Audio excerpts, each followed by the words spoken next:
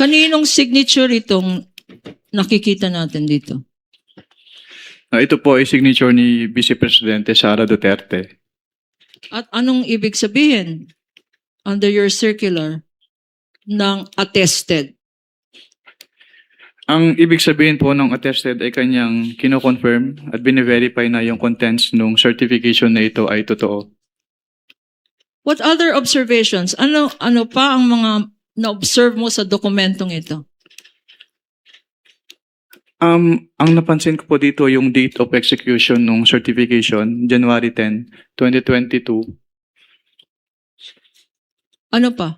January 10, 2022. Why is this significant? Because it is supposedly the date of the execution ng certification, pero yung kanilang cash advance ay for the fourth quarter of 2022. Yung cash advance nila ay para sa anong period? For the fourth quarter po of 2022. Pero ang certification ay January 10, 2022.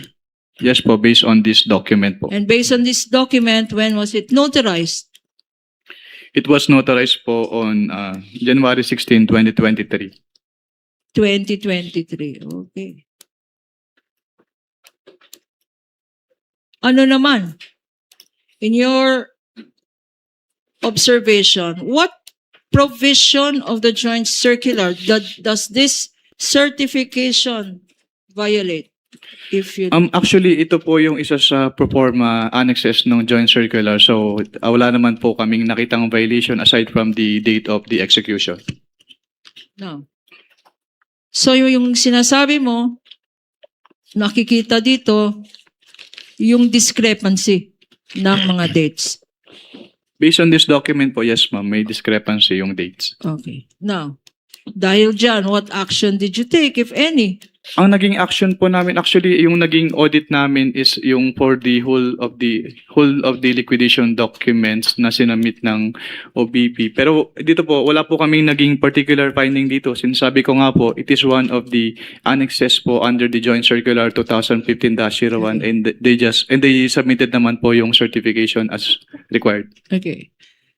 Earlier, nagpakita tayo ng certain liquidation documents, yung physical and financial plan, yung disbursement vouchers, yung land bank check, yung liquidation report. What actions did you take, if any, after your evaluation of these documents submitted by the Office of the Vice President?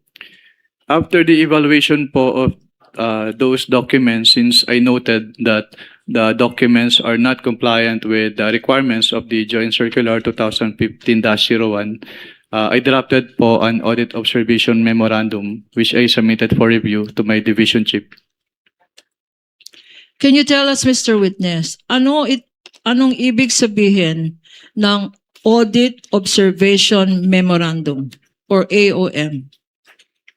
Ang audit observation memorandum po under the Joint Circular 2015-01 ay written notification to the accountable officers explaining to them or informing them the deficiencies po noted during the audit and requiring them to submit an explanation or to submit the documents being sought po doon sa AOM or both. So, itong AOM was on account of sinasabi mong discrepancies. Yes, ma'am. Na-point out mo na dito sa Honorable Court. Now, if I show you a copy of this audit observation memorandum that you mentioned, please identify the same. Assisting counsel for both parties may approach the witness. Your Honor, please again, this is a common exhibit. This is exhibit P-1-12-A dated September 14, 2023 for the prosecution. Likewise, a defense exhibit, Your Honor.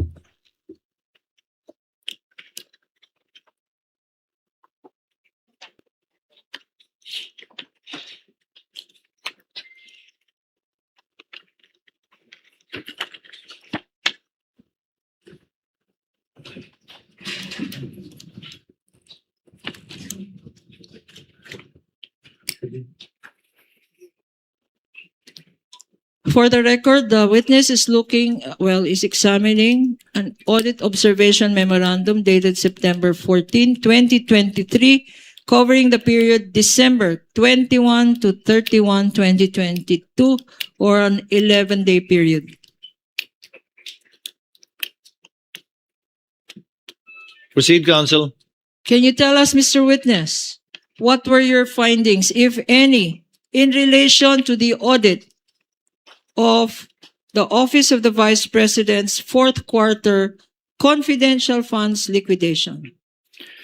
Yung audit po ng confidential fund ng fourth quarter of 2022 of the OBP disclosed that, una, yung kanilang physical and financial plan ay hindi compliant dun sa requirements ng Joint Circular 2015-01 dahil hindi po in-indicate ng OBP yung kanilang specific confidential activities na paggagabitan nila ng kanilang cash advance. So una, hindi compliant ang physical and financial plan ng Office of the Vice President. Opo. And under the same item din po, yung kanilang accomplishment report ay hindi rin compliant dahil hindi rin po naka-indicate doon yung kanilang specific confidential activities na pinagamitan nila ng kanilang cash advance. Your Honor, for easy reference, we are flashing these particular portions of the document being referred to by the witness. Ano pa, Mr. Witness? Pangalawa po, hindi po sinubmit ng Office of the Vice President yung kanilang documentary evidence of payments as required under item 4.12 of the Joint Circular 2015-01. Can you remind us, ano-ano itong mga dokumento na dapat sinubmit ng Office of the Vice President to liquidate for confidential funds? Under the Joint Circular 2015-01, yung documents po na dapat isubmit ng agencies concerned po ay una yung kanilang liquidation report as proof of the liquidation. Pangalawa ay yung kanilang mga documents na ginamit nila sa grant ng cash advance, which include the disbursement voucher, yung cheque, yung obligation request, yung physical and financial plan, at yung kasama din po yung accomplishment report ng agency, quarterly accomplishment report, at yung proof of submission to the Office of the President, the Senate President, and the Speaker of the House, yung certification po ng accountable officer on the utilization of the confidential fund, yung designation ng special disbursing officer in case the head of the agency ay hindi po yung SDO, yung specimen signatures po noong signatories ng documents, yung fidelity bond po, yung certification from the agency accountant na walang unliquidated cash advances, yung SDO, at yun po. At sinabi mo earlier na Pati yun po itong, pala yung documentary evidence of payments. so these are the documentary evidence required. Sinabi mo earlier in your testimony that there were discrepancies and insufficiencies in this document submitted. Yes, ma'am. Ano pa ang observation mo, Mr. Witness? Yung pangatlo po, yung disbursement voucher po ay, yung approval portion ng disbursement voucher ay, actually yung, katulad nga po nung nasabi ko kanina, yung disbursement voucher, ang nakalagay na period covered ay calendar year 2022, which is inconsistent with the physical and financial plan dahil ang naka-indicate po doon sa physical and financial plan, yung cash advance ay for the fourth quarter of 2022. Okay. Ano pa? Meron pa ba? Yun lang po, ma'am. Merong mga sanyamit rin sa yung mga acknowledgement receipts. Mr. Witness? Pwedeng paulit po ng tanong. Wala pa. Sa quarter na to, wala pa. Okay. Ngayon, in the last page of this document, there appears a signature on top of the name Nilda Plaras. Who is this Nilda Plaras, if you know? Si Assistant Commissioner Nilda Plaras po yung head of the ICFO during this time po. And how do you know that this is her signature? I saw her sign other documents and her signature on those documents is the same po with her signature in this AOM. Pagkatapos na issue ng COA ICFAO ng office mo, itong Audit Observation Memorandum, What happened next, if any? After po ma-issue, tama po ba yung tanong? Ma-issue? Yes, pagkatapos na issue ng After ma-issue, actually, Eh, after ma-issue po ba yung tanong niyo, ma'am? issue, I'm May sorry. After ma-issue po yung AOM, inattempt po namin sa ICFAO, inattempt ng ICFAO na iserve yung AOM dun sa office address ni Office of the Vice President. Pero Na-serve ba ito sa Office of the Vice President? hindi po, dahil hindi po siya tinanggap, dahil ang sabi po sa ICFAO ay wala pong authorized person to receive the AOM. When was this attempt at service of this AOM? It was around the second week of September of 2023 po. So what happened next? Nung hindi ka kayo successful mag-serve ng AOM, what did you do? Actually, on the afternoon of the same day po na nag-attempt si ICFAO na mag-serve ng AOM, nag-submit po si Office of the Vice President ng revised accomplishment report sa ICFAO. So on the same day, hindi nyo na-serve but nag-submit ng revised accomplishment report ang Office of the Vice President. If shown to you a copy of this accomplishment report, Prosecution's Exhibit P-1-17-A. Assisting counsels may approach of both parties. Also stipulated by the defense. A common document.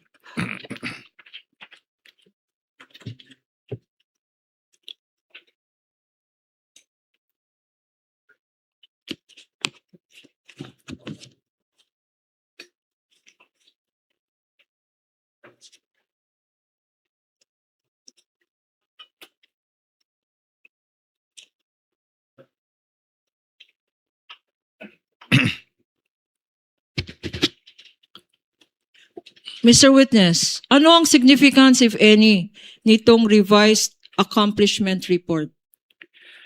Ang significance po nito, dito po naka-indicate yung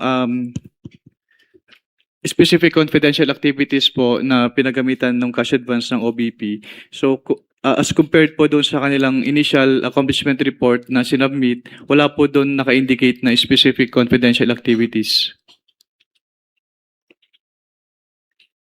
Can you tell us ano ang observation mo dito sa mga linista ni Vice President sa kanyang alleged activities to justify her confidential expenditures? Based on this document po, some of the line items as presented po na confidential expenses ay hindi among the allowable expenses under item 4.8 of the joint circular. Okay. At yung items po na yun, Ano-ano ang mga items na yon? yung letter E po, yung provision of medical and food aid for 40 million pesos at yung payment of incentives or traveling relative to confidential operations na 10 million pesos. Okay. Isa-isahin natin. Ano? Sinabi mo na ang hindi pwede dyan yung Letter E and letter F po. letter D, Letter E po. E. E and letter F. What item is this and how much? Yung letter E po, yung provision of medical and food aid na 40 million pesos at yung letter F na payment of incentives or traveling relative to the confidential operations na 10 million pesos. Bakit hindi allowed ang medical expense for 40 million? Dahil hindi po siya kasama dun sa enumeration ng item 4.8 at yung circular 2015-01. What do you mean when you say the enumeration in the circular is exclusive? Anong ibig sabihin ng exclusive? Kapag sinabi pong exclusive, ay doon lang pwedeng gamitin. So other than those enumerated po, ay hindi na po siya allowed as confidential expenses. So 40 million na gamot, hindi allowed. Ano pa nakita mo dyan? Yung item B po, yung payment of reward. Kasi aside from this accomplishment report, hindi po sila nag-submit noong any document evidencing the success of the information gathering or surveillance activities on account of the information given by the informer as required po under item 4.8.5 of the Joint Circular 2015-01. So sa particular item na yan, yung payment of rewards, you are saying, our understanding is, hindi sapat na magsabi lang ng pangalan. Kailangan under the circular again?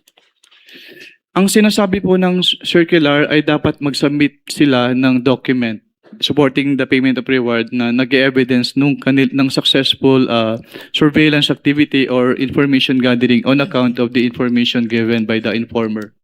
So kung may payment of reward, dapat may supporting document na nagpapatunay na successful ang result ng activity na yan, yung information gathering. Ang tanong sa'yo, Mr. Witness, meron bang mga dokumentong sinubmit to show the success of that surveillance? As of the time po na sinamit itong revised accomplishment report na ito, wala na po silang ibang sinamit na document evidencing the success of the information gathering or surveillance activities.